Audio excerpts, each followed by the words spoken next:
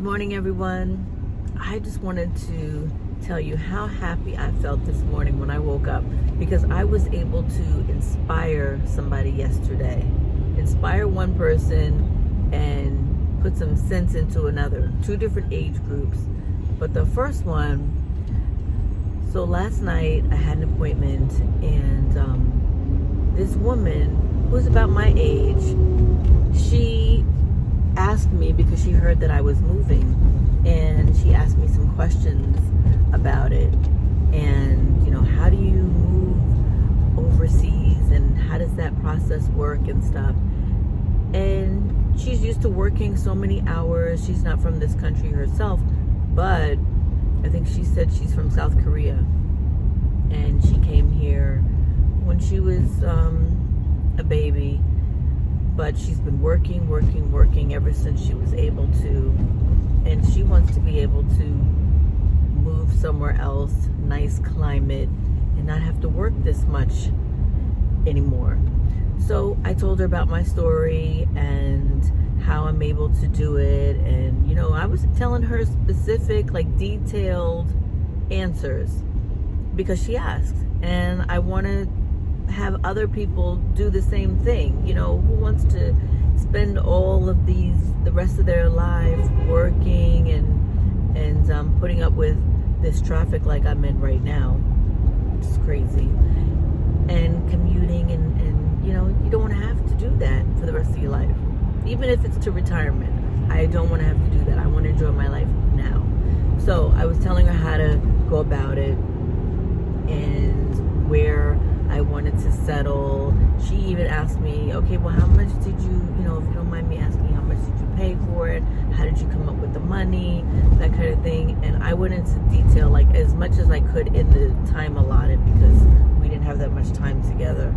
But I, told her everything and, what I could. And she can always follow me. I told her on my channel to get more information, or she's got my number so she can call me directly. But she was really inspired, and I was so happy that I was able to inspire her, in person like that. And I felt like it was a mini coaching session, and she was really intrigued, and she wants to move to Italy. One of her friends just moved there and bought a home there, and I said, yeah, wouldn't that be great to have a little apartment there? Someplace, even like right now, just invest your money in something like that to have as a getaway, have that as your own vacation spot. Because she's single and she can do it. Her kids are grown, so she has an opportunity to do that. But you have to start somewhere. You have to start moving towards that goal. It's more than just thinking about it and dreaming about it, because I did that for so many years, so long. Why didn't I do that? Even I didn't even go on vacation at times because I, wanted that pat on the back from my supervisors or my boss. And it was ridiculous. I wasn't out living my life. And, even now I'm stuck in this car commuting to this job, but I got a plan now. And it's happening. It's unfolding. And I'm really excited about that. So that was exciting that I was able to talk to her. And this other person is one of the students at my office in my school.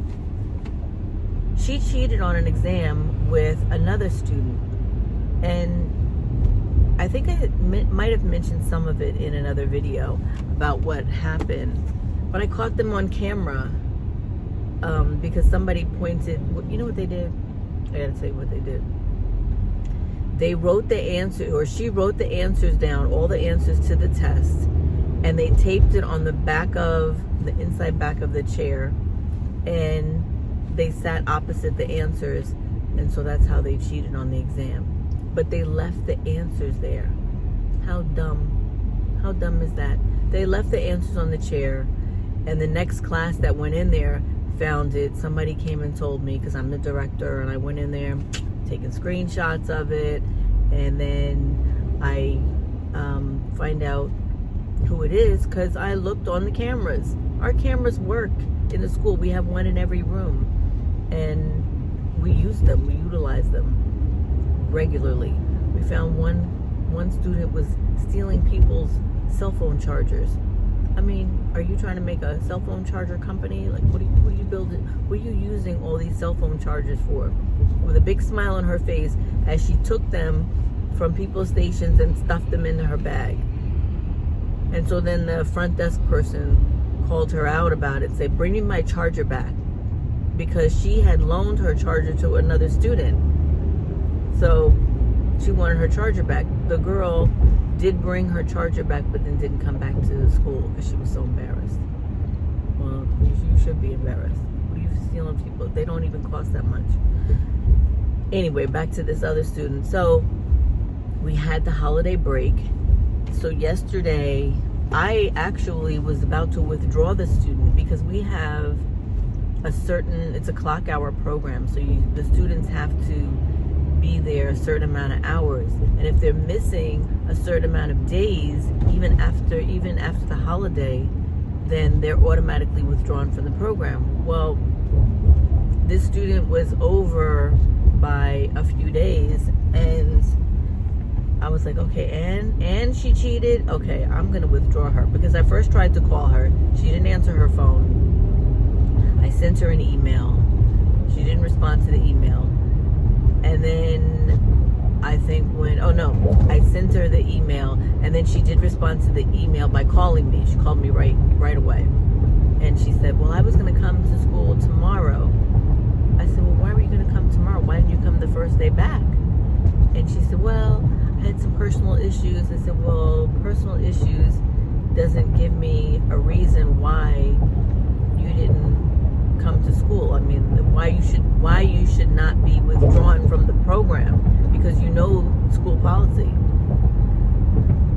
So she said, well, can I come in today? Is it too late? I said, well, look, we can talk about it, but I can't tell you if it's too late, because I really didn't know. Because at that point, if it's over a certain amount of time that they're missing, then it affects the financial aid that the school receives.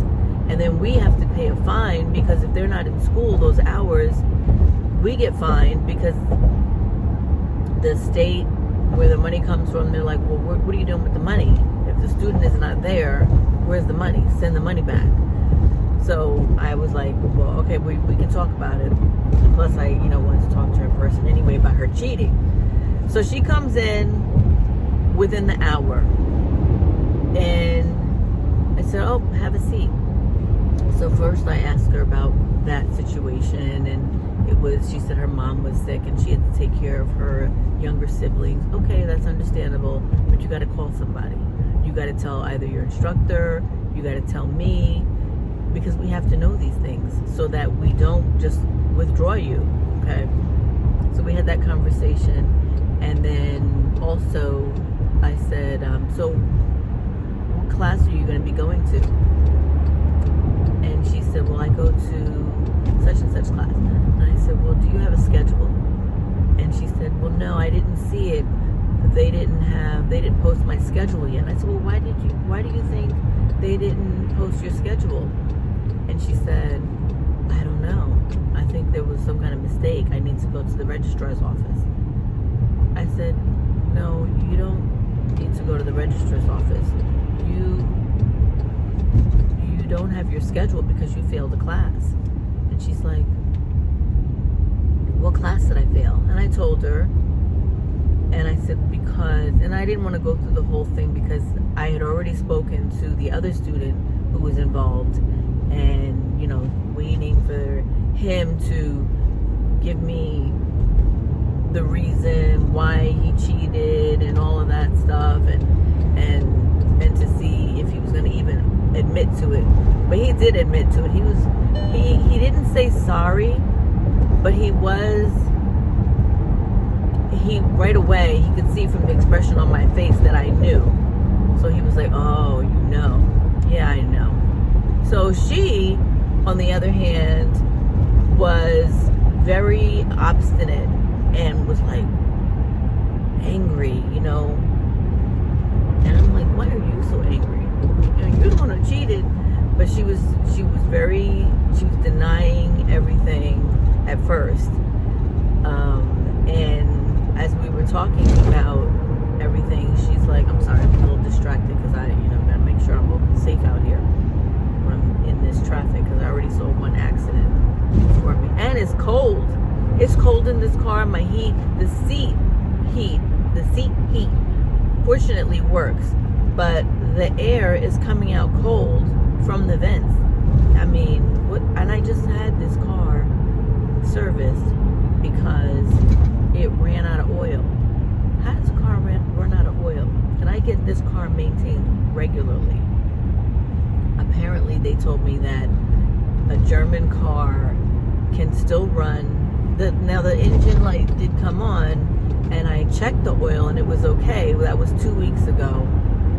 But it doesn't leak while it's sitting there. It leaks while it's running, while it's moving. So one day, I think my son was driving it. He said, "Oh yeah, the engine light came on, and then this red light flashed and said that it was out of oil, but it was still running." I was like, okay, well, nobody's telling me this, and I'm just like driving the car, and anyway, so I went, and this is the third time that the engine light had come on when the oil is low. The mechanics keep telling me, they all keep telling me there's no leak. So I just have to put in a thicker oil, which I do. And I have to just check it more often. Like every 2 weeks, I have to check it and put in more oil. So that's what I gotta do. Let me know something. I want to know this in the comments below. Is this like terrible for me to think like that I like the fact that being in the relationship, I like the fact that I could say something's wrong with my car and that he would do something about it? Is that terrible? Or is that like, well, a woman should be able to do those things herself? Yeah, and I can, and I am. But when you're in a relationship, I'm very traditional. So if the guy is there and he can do it, why not? I don't know, that's me. Sorry anybody who I'm offending by saying that, but that's just me, okay? Anyway, just like he expects me to cook. He expected me to cook regularly, so we all have our different thoughts about how relationships should go, I guess. Anyway, back to this student who cheated. I want to tell you how she cheated, okay? And I asked her, I said, finally, I said, look, I know you cheated. We have cameras everywhere. I saw you. She was still trying to deny it. And I said, I saw you enter the room. I saw you go to the board. You had a piece of paper. You got a red marker. I saw you sit there and write down some stuff, which were apparently the answers. You went over to the table. I saw you get the tape from the other student, tape it to the back of the chair, sit on the other side of the desk as the other student puts his coat over the chair, over the top part so you couldn't see from the back. I said, I saw both of you guys, and I saw you keep looking up at the paper, because she was like, I never even looked at it. But you got 100? If I asked you these questions now, would you be able to answer them? Because you must know them back and forth. And then she said, well, those were not even the right answers. They're not the right answers, but yet they are, because I compared them to the actual answers for the test. And some of the questions, I wasn't sure of the answers, because I'm in this profession and I know this stuff before you guys know this stuff. So I know how to teach you the stuff. And if I wasn't sure of a couple of the answers, how are you going to know it? It was a difficult test. So she's like, well, no, I didn't even put the right answers down. So you're going to tell me, and I told her this, you're going to tell me that you went through all of that to try to cheat, to put down the wrong answers? Are you kidding me now? Who do you think you're talking to? Come on. And then she's like,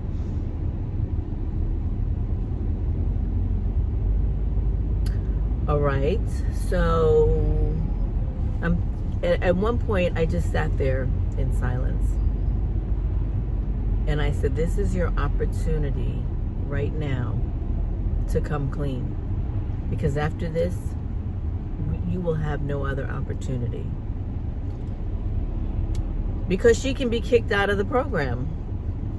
So I just sat there in silence, which doesn't bother me. You know, a lot of people feel like they have to fill the silence with words or something. And I was like, okay, you don't want to say anything? Neither will I. I just sat right there and looked at her. So it was a good 60 seconds, which is a long time when you're sitting there staring at somebody.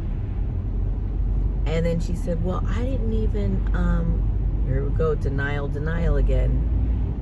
She said, well, I didn't look at them.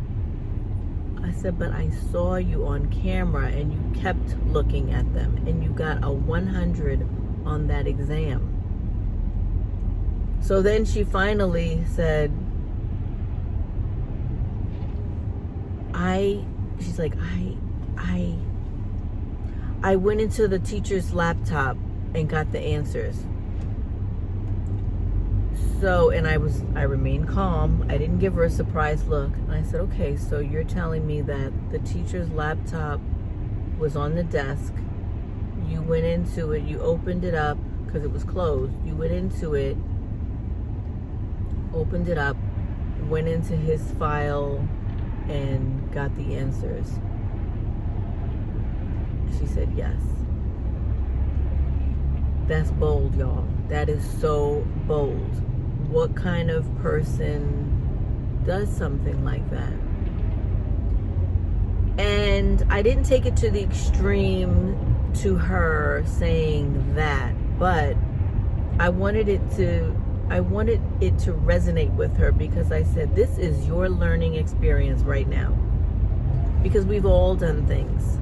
But I want to tell you this, because I don't want you to do this out there. Because she's at the end of this program. She's in the last module, and then she's got to go out on externship. I said, I know from the beginning of this program, when I did your interview, you told me that you wanted to go on to be a dental hygienist, right? She said, yeah. I said, just know this. Because of this, this is not only going to go in your permanent record, but you will get no recommendation letters from us, from anyone here. And I know that the schools in the area, they want recommendation letters because they have such an influx of students who want to apply. But you know what? That's the penalty. You know, you have to have some kind of punishment. You know, so it's that. And not only that, now she has to repeat the class. So does the other student. They have to repeat the class, which means that it's going to it's going to delay their graduation by another 2.5 months.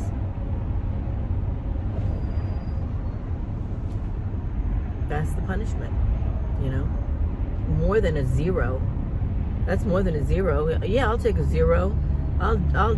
Yeah, that's fine. I'll do the class all over again. But to delay your graduation, that means delaying your money because you got to do externship first. You don't get paid during externship. So now, instead of hoping that, number one, you're going to get to the money as soon as possible, now you're going to be delayed in that, which means you're going to delay getting your license so that you can, you know, get more money because they're only going to pay a certain amount of money if you don't have your license. So it's like a whole bunch of factors that, you know, it's like a domino effect for her. And I said, look, I'm telling you this. We're talking about this now because I don't want you to do this, anything like this out there. Even if you didn't go on to school, you know, and that so that you don't cheat on another exam. But you're going to be working in private offices, and I don't want you to cheat on forging documents or anything like that, because I have seen people who do stuff like that. You know, and I'm sure you've heard of office managers in places who steal money from the dentist or the doctors. That has happened over the course of my career. I've heard that many times. And the dentist never knew until after all this money was gone. So I told her, I said, look, this is your learning example, because right now you can take the 0. Out there, you're going to do jail time. Which do you want?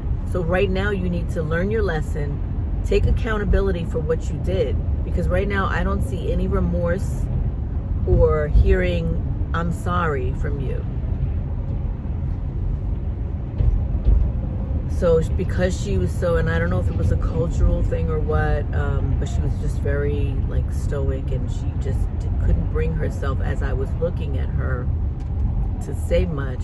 So every time she did say something, it was when I had to turn away. So I turned away, and she's like, well, I am sorry, you know, and I didn't want to do that, and I'm, you know, I apologize for doing something like that and for cheating. And so then I turned back toward her and I said, okay, I'm really happy to hear that. And I hope that you never ever do this again, anywhere, whether it's this or something like this. So hopefully that, you know, was her wake up call. But it made me, and I told her this, we've all done things, and it's not like I'm going to go through the hallways now and be upset with you or anything. No, this is just me talking to you as your director to help set you up for success. I'm not trying to bring you down, but I want you to learn from all the things that you're doing, you know, good and bad, and how you can move forward in this. So, you know, at the end, I gave her a little smile, but she did have to fill out a report and sign it. And, you know, it is going in her file.